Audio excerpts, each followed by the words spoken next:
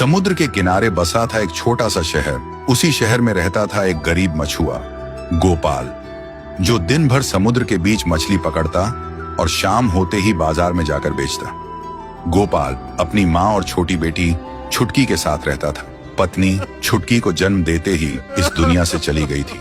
उसकी जिंदगी मुश्किल थी। माँ हमेशा बीमार रहती थी और बेटी घर में अकेली खेलती थी। एक दिन माँ की तबीयत अचानक खराब हो गई। डॉक्टर ने कहा ऑपरेशन करवाना पड़ेगा, वरना ज्यादा देर नहीं। गोपाल के पास पैसा नहीं था, वो टूट गया था। अगली सुबह वो अपनी नाव लेकर समुद्र में निकलता है और जैसे ही हुक पानी में डालता है, हुक किसी भारी चीज से टकरा जाता है। वो जोर लगाता है और पानी से बाहर निकालता है एक चमचमाता हुआ सुनहरी चिराग। वो हैरान होकर बोलता है, अरे ये क्या रे बाबा, सोने जैसा चमक रहा है। थोड़ा और ध्यान से देखता है और कहता है, लगता है ये पोटली किसी प्लेन से गिर गई होगी। या तो कोई अमीर इंसान ने पानी में फेंका होगा या फिर ऊपर वाले का चमत्कार है। बोलते हुए वो थूक लगाकर साफ करने लगता है और हमेशा की तरह अपने आप से ही बोलता रहता है, गोपाल के नसीब भी ना, पिछली बार तो मछली भी प्लास्टिक निकली थी, अब देखते हैं ये क्या निकलता है। बस इतना कहते ही चिराग चमक उठता है, लहरों का बवंडर उठता है, नाव हिलने लगती है और चिराग से निकलता है जिनी।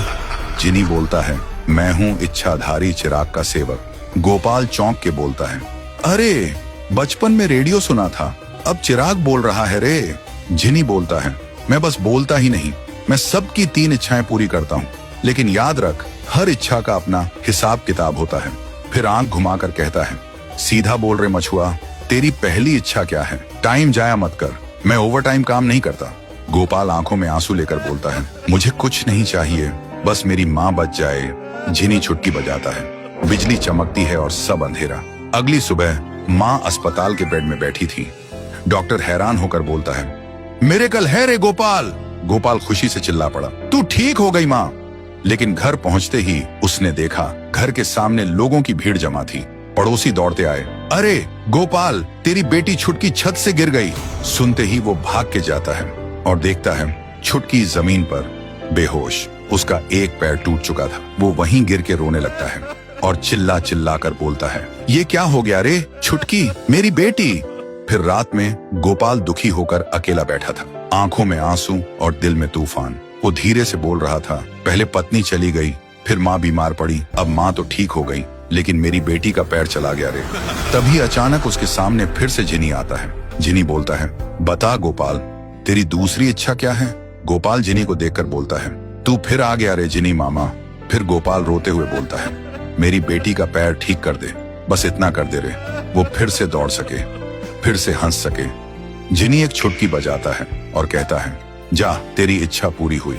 गोपाल भाग के घर जाता है और देखता है छुटकी खेल रही है, पैर बिल्कुल ठीक। वो खुशी से रो पड़ता है और बोलता है, मेरा बच्चा, तू ठीक हो गई रे। गोपाल अब खुश था, उसकी माँ अब बिल्कुल ठीक थी और छुटकी का पैर भी ठीक हो चुका था। जिंदगी फिर से नॉर्मल लग रही थी। गोपाल के चेहरे पर फिर से एक हल्की सी मुस्कान थी। लेकिन अगले दिन सुबह वो मछली पकड़ने के लिए निकलता है। जैसे ही वो अपनी नाव के पास पहुंचता है, आसमान से एक जोर की बिजली गिरती है, नाव टुकड़ों में बिखर जाती है और पानी में बह जाती है। गोपाल वहीं खड़ा रह जाता है, चेहरे पे शौक और आंखों से सिर्फ एक ही लफ्ज निकलता है, अब क्या बचा रे मेरे नसीब में। तभी जिनी फिर से आता है और बोलता है, बता रे गोपाल, अब तेरी तीसरी इच्छा क्या है? गोपाल चुप रहता है, उसके चेहरे पे ना आंसू हैं, ना मुस्कान, बस एक थकान और आंखों में गुस्सा। वो मन ही मन बोलता है, जब से ये साला जिनी मेरी जिंदगी में आया है, तब से मेरा जीना और ज्यादा मुश्किल हो गया रे। रुक जरा, साले को अभी बताता हूँ। फिर गोपाल चीख कर कहता है, मुझे इतना गुस्सा दे कि मैं तुझे भी उड़ा दूं और अपने दुखों को भी जला दूं। जिनी एक पल के लिए चुप हो जाता है, कुछ समझ नहीं पाता ये क्या मांग लिया इसने, पर फिर भी छुटकी बजाता है। अचानक पूरा आसमान लाल हो जाता है, हवा तेज चलती है और गोपाल की आंखों से बिजली निकलती है। जिनी बोलता है, ये क्या कर दिया तूने? गोपाल चिल्लाता है, अब मैं गुस्से का तूफान हूँ। फिर जिनी को दौड़ा दौड़ा के पीटता है। जिनी चीखता है, अरे अरे, मैं तो बेवकूफ बन गया रे। गोपाल कहता है, तू कीमत मांगता था ना, अब ले अपनी अकल की कीमत। जिनी बोलता है, रुक जा गोपाल भाई, तेरे लिए एक ऑफर है। गोपाल बोलता है, बता जिनी, अब क्या चल रहा है तेरे दिमाग में। जिनी मुस्कुरा के कहता है, बस इतना कर, मुझे छोड़ दे, बदले में तू जो मांगेगा मैं दे दूंगा, और इस बार तुझे कोई कीमत नहीं चुकानी पड़ेगी। गोपाल सोचता है, कुछ देर चुप रहता है, फिर दिल भारी आवाज में बोलता है, ठीक है, तो मेरी मरी हुई पत्नी को वापस ला दे। जिनी कहता है, जो हुक्म मेरे आका, और एक छुटकी बजाता है। हवा में एक रोशनी फैल जाती है, और जब गोपाल घर पहुंचता है, उसकी पत्नी दरवाजे पे खड़ी है, मुस्कुराती हुई, बिल्कुल वैसे ही जैसे वो छोड़ के गई थी। गोपाल की आंखों से आंसू निकल पड़ते हैं, और हल्की मुस्कान के साथ कहता है, लगता है इस बार जिनी भी समझ गया रे, मैं दौलत नहीं मांगता, बस सुकून मांगा था। लेकिन उधर जिनी पागल हो चुका था, क्योंकि अब उसे खुद अपनी बेवकूफी की कीमत चुकानी थी। उसका ऊपर वाले के साथ एक पुराना समझौता था, अगर वो किसी इंसान की इच्छा पूरी करने के बाद उसे कीमत ना ले पाए, तो उस दिन उसका आखिरी दिन होगा। तभी आसमान से एक तेज रोशनी फैलती है।